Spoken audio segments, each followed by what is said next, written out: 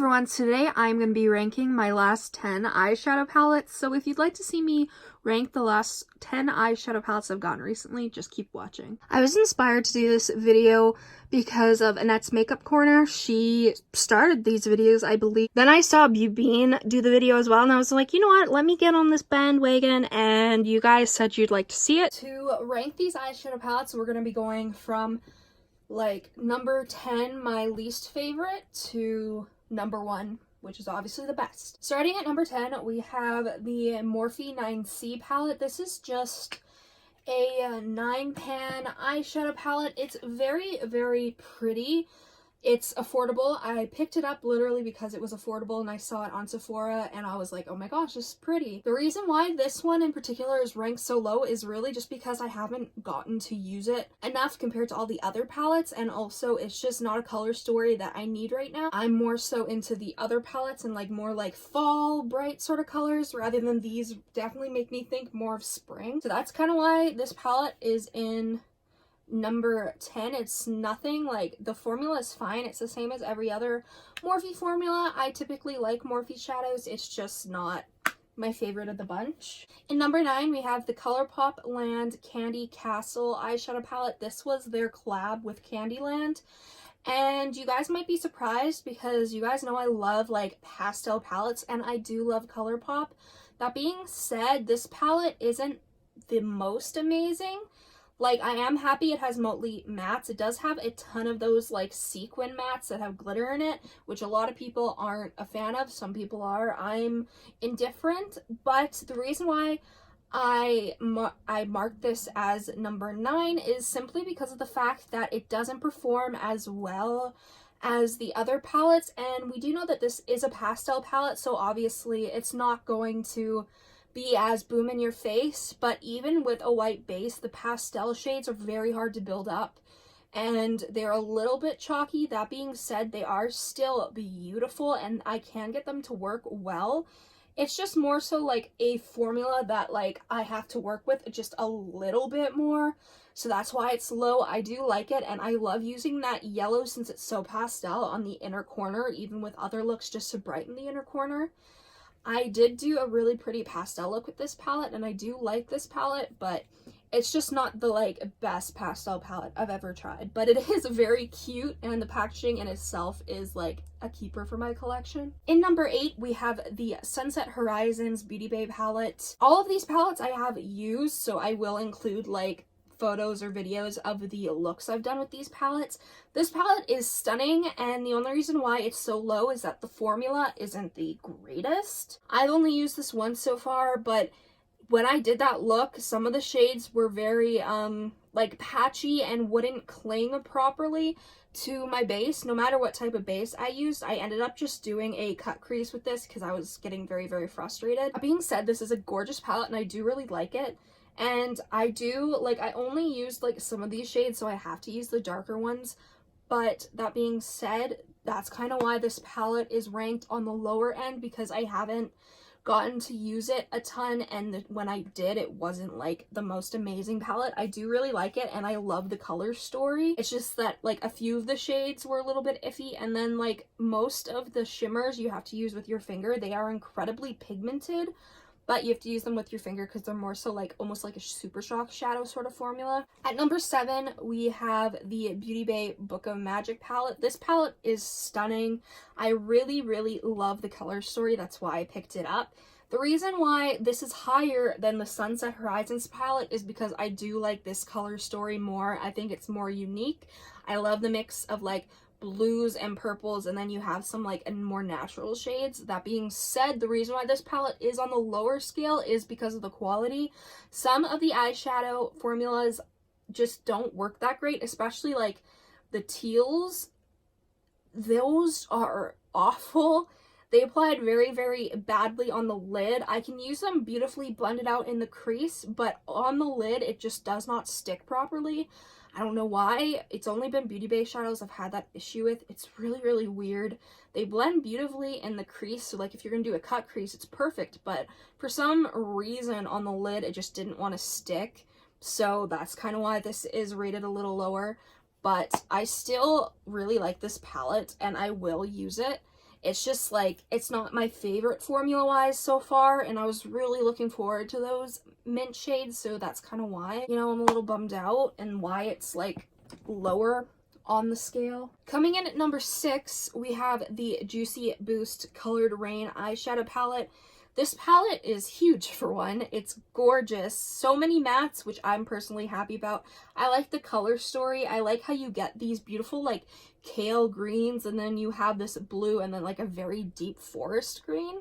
And then you have like softer pinks, and then you have more intense pinks and a red. And then you have kind of like a banana shade, yellow, orange, like orangey red, and then brown. And then for your shimmers, you have these very, very intense, like one swipe and you're good. Well, that pink didn't really. The pink's more chunky, but this is an amazing palette. I literally just love this palette so much. It's a beautiful palette. I have used it. I did a pink look with it. I haven't used the other shades, but the pinks performed amazingly. And I didn't have any issues with any of the formulas, which is why it's higher than the Beautybay palettes, because those I did have issues with. At number 5, we have the Bperfect Carnival 3 Love Tahiti palette. This is their collaboration with Stacey Marie. I love this palette. This palette is so stunning. It's like the most beautiful like rainbow palette. Like you have greens, you have blues, you have a teal, you have like browns, you have this like mustardy baby poop color, which love. And then you have like oranges, reds, you have purples, you have pinks. Like you kind of have like so much variety, and there's so many mattes, which I'm someone who prefers mattes over shimmers and stuff. It's just how I roll personally. But that being said, this palette is stunning, and the shimmers are nice as well, and I definitely like the variety of shimmers they gave us. The formula is amazing. Everything blends beautifully. The colors are awesome. Like, I love this palette, and honestly, it was hard to rank these. Like, I've been watching Annette do these videos for ages now, and like I can see how she has problems like ranking these, because there are some palettes where it's like they're almost ties because of how good they are. Like if I hadn't gotten the palettes that I did higher up, this would definitely be a bit higher, but of course it is in my top 5 because it's stunning and I can definitely see myself doing lots of looks. This is definitely more of like a summery spring palette, but we all know I'm going to be doing looks with this palette even in the middle of winter. At number 4, we have the Glam Light Donut palette.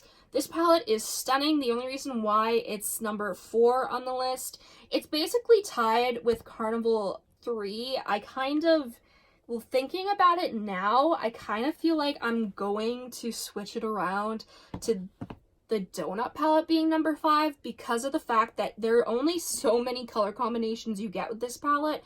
You have a ton of beautiful shades, but there are only so many looks you can do with the shades given. It is a smaller palette. This highlighter, my god, like that is my favorite highlighter ever. I love it so, so much. I love the shimmers, love the mattes, like everything in this palette is beautiful, but the reason why I will move this down to number 5 and Tahiti to number 4 is because of how like minuscule the like opportunities are in this palette compared to, I mean, this palette that's just like you have so many options. So yes, Glam Light Donut is number 5 and Carnival Love Tahiti is number 4. Now for the first and second spot, they're basically tied. Number 3 is the Drop Dead. Wow, Drop Dead. I'm great at speaking today. At number 3 is the Drop Dead Gorgeous Full-On Crazy palette. Now, the name and the shade names, lots of people are offended. I have mental illnesses and I don't get offended by that sort of stuff. Like, it just makes me laugh, so. You know, everyone's entitled to their own opinions. I don't care about the names.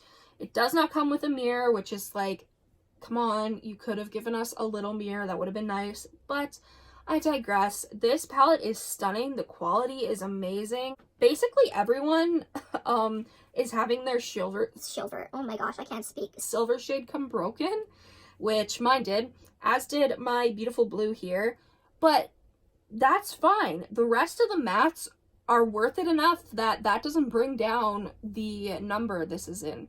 Like, the ranking of this is, like, because the mattes are amazing. I've done multiple looks with this palette. I've used the blue, I've used the red, and I think I've also used the purple. Like, I've gotten in here and I've used these shades and I love this palette a lot. Like, a lot. Like, it's really good and it is decently affordable. I think it's like $20 US or something, which isn't bad. And the quality is just great. Of course, I love the bright shades and I like that there isn't a ton of natural options. So that is why this is ranked at number 3. Now, like I was saying, the first and second ranking are basically tied, but at number 2 is the Glam Light Ice Cream Dream palette, which I was so excited for this palette, and I still am. It is absolutely gorgeous. It is like it has so many like beautiful colors. It has some pastels, it has some brights, it has some like natural shades, which of course I'm not super into, but still you have variety. I think the only reason why this is a little bit lower is because, like, you don't have a ton of deep options. Like, the shade Chocolate is the darkest you can get, and even that, like, it's not going to be super, super dark. I would have loved if they would have taken out one of these, took out either cookie dough or salted caramel, and put in like a dark burgundy or some like even like a like off black or something, just something else to deepen it a little, because these two shades are like basically identical except for salted caramel is more shimmery, so I like salted caramel more personally. I do love this palette a lot. That's why it's at number 2 and basically tied with number 1, because it's just such a beautiful palette. The quality is amazing. I've like done swatch videos on all this palette, so I will link them in the cards, but honestly, this palette is definitely like one of my favorite of 2020. Like, it's just so stunning. Like, the greens, the purples, like the blues, like I just love this palette so much. It's so pretty. I was so excited for it, and I like that you have like something for like the inner corner, and then you have brights, and then if you wanted to do a natural look you could and have a pop of color. It's just a stunning palette, and it's definitely like very close to being tied for number 1, but it's basically at number 2 because I use the other palette a little bit more. At number 1, we have the Nikkietutorials and Beautybay palette. I don't think this is too surprising considering how much I've talked about this palette. If you've seen my eyeshadow palette tag video, you know that I love this palette. It is absolutely beautiful, and I get so much use out of it. You have so many beautiful bright shades, and then you have a couple neutrals, so if you're unlike me and like neutrals, you can do that. What I like is you have a dark blue, and you have this very dark like eggplant sort of shade with like a little bit of like more of a red tone to it. It's really pretty, and you can definitely like darken up any of these shades.